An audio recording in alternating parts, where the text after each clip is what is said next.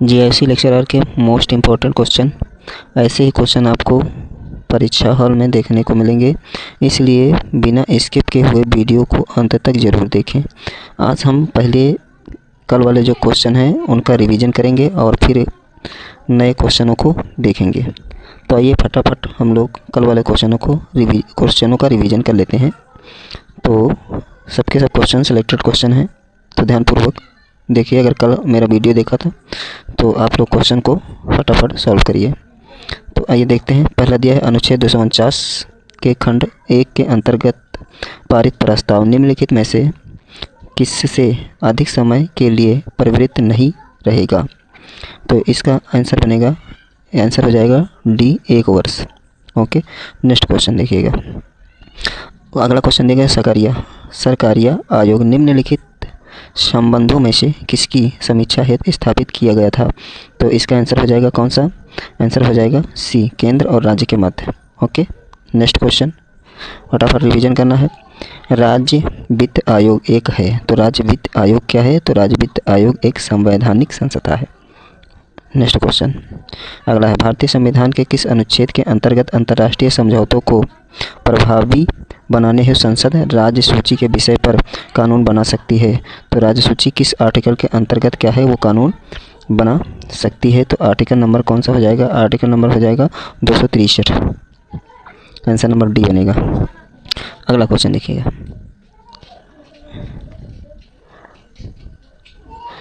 अगला क्वेश्चन, भारतीय संविधान के किस अनुच्छेद में निर्वाचन आयोग के लिए प्रावधान है?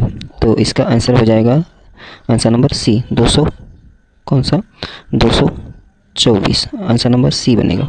नेक्स्ट क्वेश्चन अगला, भारत के सर्वोच्च न्यायालय ने संविधान के आधारभूत ढांचे के सिद्धांत को स्पष्ट किया। तो आर्टिकल नंबर ये केशवानंद भारती बनाम केरल राज्य का हो जाएगा 263। नेक्स्ट क्वेश्चन अगला क्वेश्चन है, निम्नलिखित में से कौन पंचायतों की संरचना के बाबत उपबंध करने को अधिकृत है? तो इसका आंसर हो जाएगा कौन सा? तो इसका आंसर बनेगा आपका आंसर नंबर बी, राज्य विधान मंडल। ओके, क्या हो जाएगा? राज्य विधान मंडल। अगला क्वेश्चन फटाफट रिवीजन करिए। सभी के सभी क्वेश्चन सिलेक्टेड क्वेश्चन है। भारतीय संविधान के किस भाग में पंचायती राज व्यवस्था संबंधित प्रावधान दिए गए हैं? तो इसका आंसर हो जाएगा आंसर नंबर, भारतीय संविधान का भाग कौन सा है? 9। नेक्स्ट क्वेश्चन, पंचायती राज व्यवस्था अपनाई गई थी तो किसके आधार पर अपनाई गई थी? तो लोकतंत्र में शक्तियों के विकेंद्रीकरण के आधार पर 1992 में। ओके, ठीक, 73वां संविधान संशोधन। नेक्स्ट क्वेश्चन, भारत में पंचायती राज व्यवस्था का शिल्पी किसे कहा जाता है? तो इसका आंसर हो जाएगा कौन सा? B.R. मेहता। ओके, 3 खंडों पर आधारित है। अगला क्वेश्चन, निम्नलिखित कथनों पर विचार कीजिए। पहला कथन दिया गया, संविधान के अनुच्छेद 32 को डॉक्टर भीमराव अंबेडकर ने इसकी आत्मा कहा था। ठीक, क्या कहा था? आत्मा। और कारण आर है कि अनुच्छेद 32 मौलिक अधिकारों की अतिक्रमण के विरुद्ध प्रभावी उपचार का प्रावधान करता है। नीचे दिए गए कोड को चुनिए। तो इसका आंसर हो जाएगा कौन सा? इसका आंसर बनेगा answer number A. Answer number A कौन हो जाएगा? आर, ए तथा आर दोनों सही हैं और ए सही स्पष्टीकरण आर है। नेक्स्ट इज अगला, पंचायत चुनाव में अनुसूचित जातियों के लिए पदों का आरक्षण किस राज्य में लागू नहीं है? आंसर बनेगा अरुणाचल प्रदेश। नेक्स्ट क्वेश्चन, भारतीय संविधान के अनुच्छेद 243 जर्जे के अनुसार सहकारी समितियों के निदेशकों की अधिकतम संख्या कितनी है? तो अधिकतम संख्या कितनी है? 21। नेक्स्ट क्वेश्चन अगला है, भारत में एक नया राज्य सृजित करने वाले विधेयक को पारित होना अनिवार्य है। तो किससे अनिवार्य है? तो साधारण विधेयक द्वारा। ओके, आंसर नंबर बी बनेगा, साधारण विधेयक से नया राज्य का सृजन करना पड़ेगा। ओके, नेक्स्ट क्वेश्चन, भारत में नागरिकों के मौलिक अधिकारों में संशोधन कौन कर सकता है? तो मौलिक अधिकारों में संशोधन संसद कर सकता है। सर्वोच्च न्यायालय संरक्षक है, ये संरक्षक हो जाएगा। ओके, नेक्स्ट क्वेश्चन अगला, भारतीय संविधान का कौन सा अनुच्छेद भारत के विदेश नीति से संबंधित है? तो article number 51। Next is question. अगला क्वेश्चन दिया सूची 1 को सूची 2 से सम्मिलित कीजिए और दिए गए कूटों से सही उत्तर चुनिए। तो ये पहली सूची दी गई स्थान, दूसरा दिए गए कौन सा अनुच्छेद? तो अनुच्छेद देखेंगे भारतीय नियंत्रक, महालेख परीक्षक। आर्टिकल नंबर कौन सा? ये 315। तो इसका आंसर कौन सा हो जाएगा? इसका आंसर बनेगा आंसर नंबर बन जाएगा आपका कौन सा? आइए मिलान कर लेते हैं फटाफट। तो नियंत्रक एवं महालेखक का 3 हो जाए, 1 का 3 बनेगा, 1 का 3 और 280 वित्त आयोग, वित्त आयोग का बनेगा 280 अर्थात 2 नंबर, 1 का 3, बी का 2, सी का प्रशासनिक प्राधिकरण, सी का बनेगा 4, सी का बनेगा 4 और डी का बनेगा कौन सा? डी का बनेगा 3 सॉरी 1, डी का बनेगा कौन सा? 1। तो इस तरह से आंसर बनेगा। आंसर नंबर कौन सा सही होगा इसमें? आपका सही हो जाएगा ए। आइए कोड देख लेते हैं। कोड कौन सा है? ए, ये सही होगा। ओके, 1 का 3 था, बी का 2, इस तरह से। अब इसमें ध्यान दीजिएगा, ये तो ये सही हो सकता था या तो ये फर्स्ट, बाकी ये दो नहीं हो सकते थे। क्यों? क्योंकि न तो इसमें 3 का 4 है, ठीक, और न तो इसमें। अगला क्वेश्चन, निम्नलिखित में से कौन राष्ट्रपति के प्रसाद प्रयत्न अपना पद धारण करता है? तो कौन? भारत का महान्यायवादी, अटॉर्नी जनरल, ये भारत का प्रसाद प्रयत्न होता है। नेक्स्ट क्वेश्चन,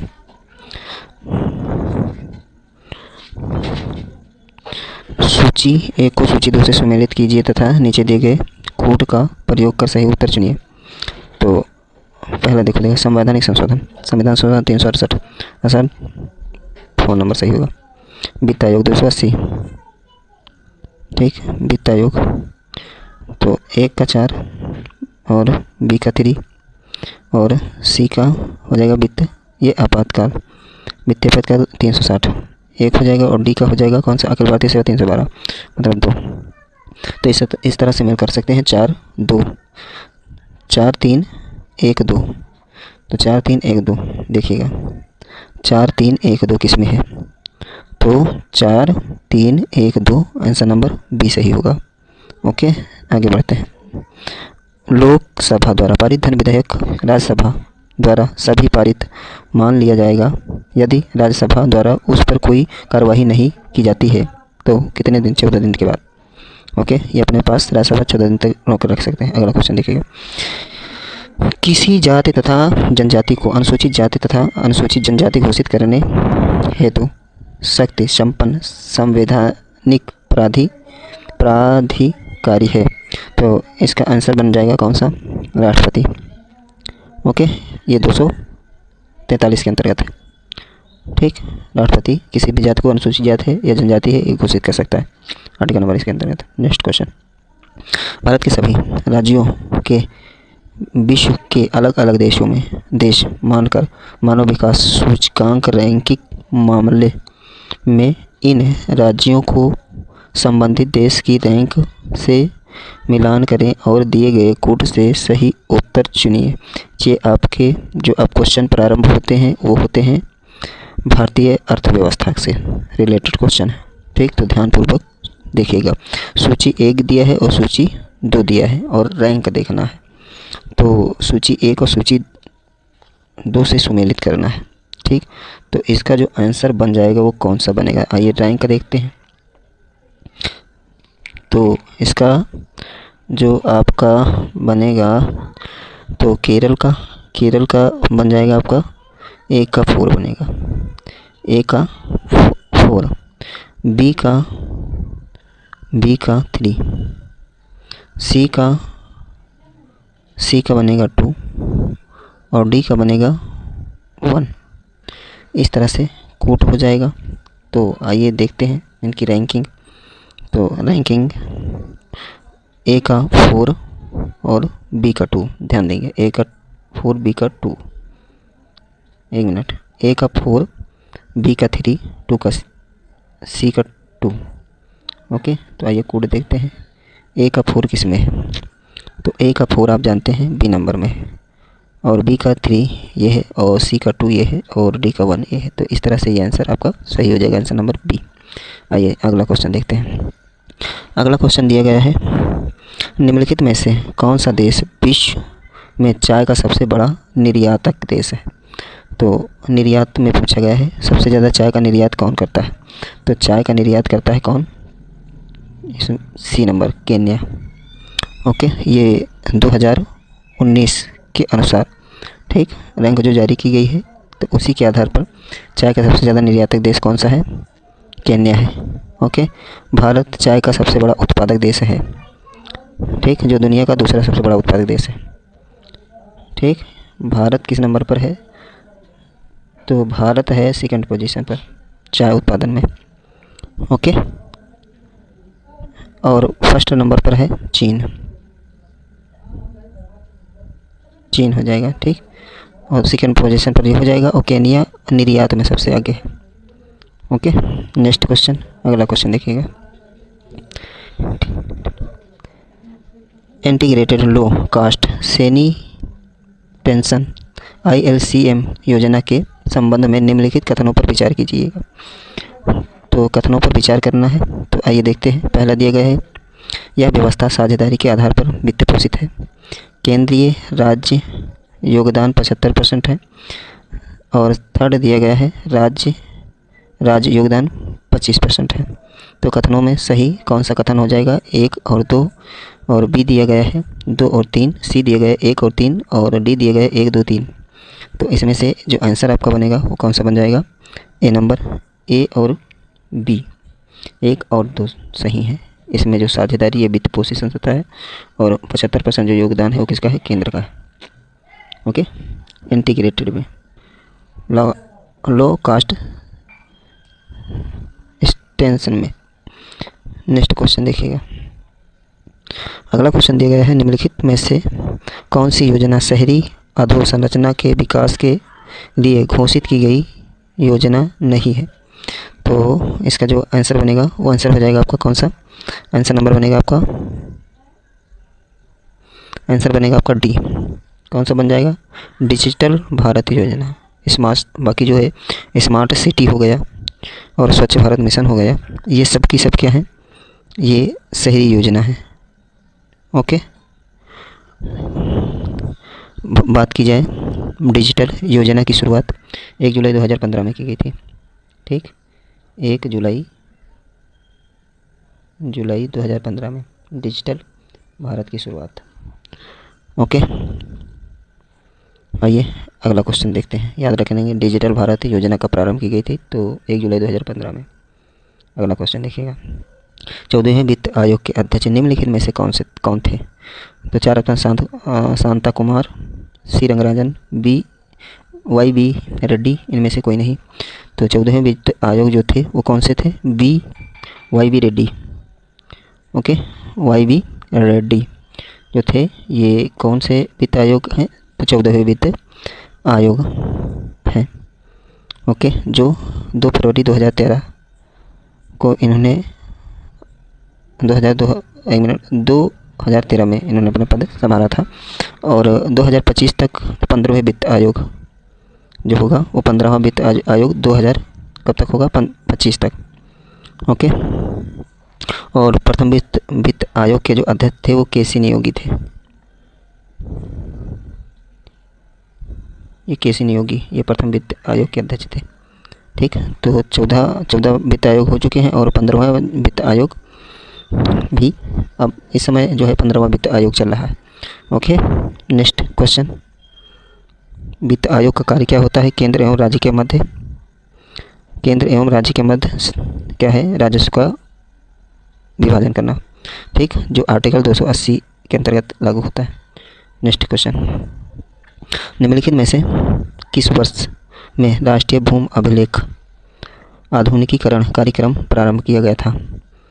तो भूमि आधुनिकीकरण कार्यक्रम, ठीक, राष्ट्रीय भू अभिलेख के अंतर्गत किया गया था। तो इसका आंसर कौन सा हो जाएगा, आंसर नंबर ए बनेगा 2008 में।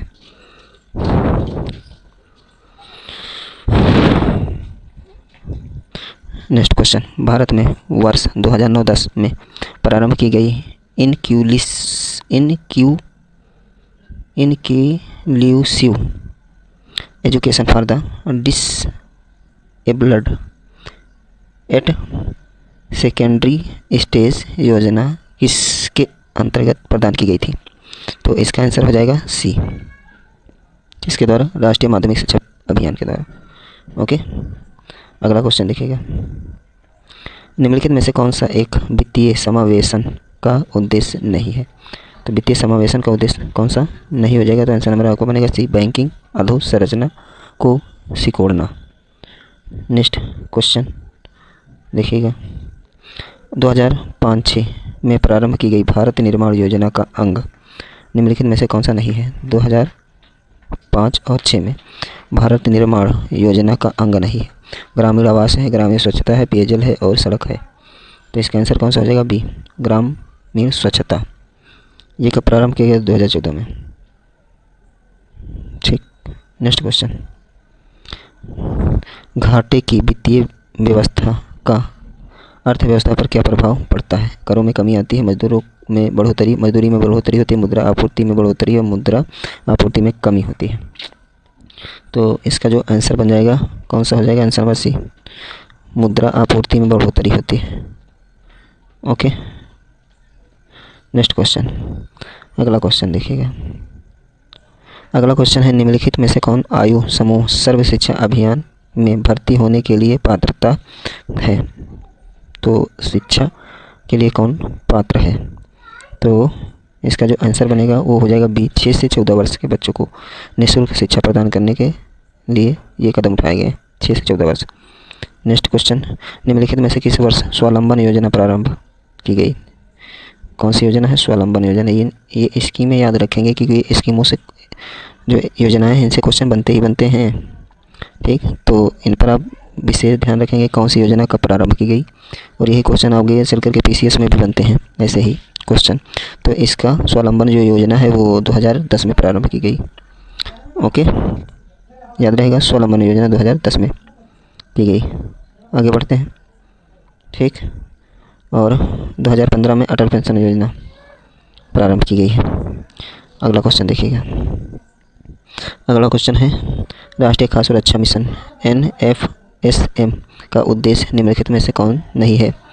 तो इसका उद्देश्य जो नहीं है वो कौन सा हो जाएगा? आंसर नंबर सी हो जाएगा, खास साख सुविधाओं को सुदृढ़ करना, मतलब मजबूत करना।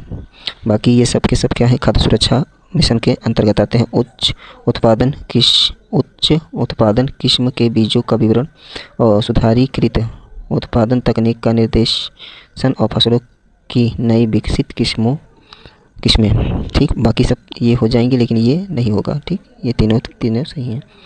अगला क्वेश्चन देखिएगा। निम्नलिखित घटनाओं पर ध्यान दें तथा इन्हें कालानुक्रम व्यवस्थित करें। तो पहले कौन कौन सी स्कीम आई थी? तो गरीबी हटाओ, किसको हटाओ? गरीबी हटाओ। ये स्कीम कब आई थी? तो गरीबी हटाओ की बात की जाए तो ये जो गरीबी हटाओ 1971 में आई थी। ठीक, 5वीं पंचवर्षीय योजना जब प्रारंभ की गई थी। ठीक, 1971। समझ आया? किसकी सरकार थी? तो इंदिरा गांधी जी की सरकार थी। हरित क्रांति प्रारंभ किए गए थे। तो हरित क्रांति जो है वो कब प्रारंभ की गई थी? 66 और 67 में। 1966। ठीक, और 67 में। फिर बैंकों का राष्ट्रीयकरण 49 में किया गया, 1949 में। 1949। तो इस तरह से ये सही हो जाएगा। आप देख लीजिएगा पहला कौन सा होगा? पहले होगा कौन सा? पहला होगा हरित क्रांति आएगी। तो आप देख लीजिए 3 का पहला किसमें है? तो 3 का पहला इसमें है और इसमें है, बाकी ये कट जाएंगे। ठीक, तो ये 2 तो कट गए हैं, तो 3 का पहला इसमें है और इसमें है। फिर 65 और 67 में हो जाएगा ये हरित क्रांति, तो 3 का ये हो जाएगा। फिर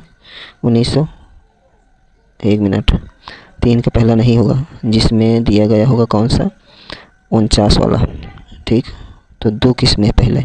तो 2 है इसमें पहले, और 2 के बाद क्या आएगा? 2 के बाद आएगा आपका कौन सा? तो 1969। तो 2 का पहला मैं तो बन ही नहीं रहा है क्योंकि 1949 दिया है। तो बैंकों का जो राष्ट्रीयकरण है, 1 मिनट, 1969 है ये बैंकों का राष्ट्रीयकरण है, ऐसे बनेगा। तो 1969, तो पहला यही होगा कि क्या है, 66 वाला हो जाएगा, और फिर 71 हो जाए, फिर 2 हो जाएगा, फिर 1 हो जाएगा। तो इसका आंसर ये बनेगा, हरित क्रांति ये हो जाएगा, और फिर बैंकों का राष्ट्रीयकरण 69 में हो जाएगा, सेकंड पर ये आ जाएगा, और तीसरे नंबर पर ये हो जाएगा। ठीक, तो इस तरह से ये आंसर बनेगा। आगे देखते हैं। अगला ई बीज संबंधित है, तो ई बीज किससे संबंधित है? तो ई बीज संबंधित है सरकारी सेवाओं की पहुंच हेतु एकल द्वार या प्लेटफॉर्म। आंसर नंबर डी बनेगा। ओके, ई बीज पोर्टल सरकारी सेवाओं की पहुंच हेतु एकल से संबंधित है, ये एक पोर्टल था। ओके, नेक्स्ट क्वेश्चन अगला है, भारतीय आयकर अधिनियम की धारा 88 में उपलब्ध आयकर छूट को समाप्त करने की सिफारिश निम्नलिखित समितियों ने की थी। किसने समिति की थी कि आयकर में थोड़ा छूट प्रदान की जाए, छूट को समाप्त कर दिया जाए? तो इसका जो आंसर बनेगा कौन सा बन जाएगा? आंसर नंबर बी बनेगा। केलकर समिति ने, ये केलकर समिति क्या है? बैंकों के मतलब आयकर में छूट से संबंधित है। ओके, और इसके जो अध्यक्ष थे वो केलकर ही थे। नेक्स्ट क्वेश्चन, अगला देखिएगा, अगला है प्रधानमंत्री आवास योजना की समय अवधि क्या थी? तो प्रधानमंत्री आवास योजना की बात की जाए तो इसका जो आंसर बनेगा वो आंसर बनेगा सी। ठीक, इसकी जो काल अवधि थी वो कितनी थी? 2015 से 22 के मध्य। ठीक, अगर वीडियो अच्छा लगा हो तो एक लाइक और सब्सक्राइब जरूर कीजिएगा। धन्यवाद, थैंक यू फॉर वॉचिंग, और वीडियो को शेयर कीजिएगा।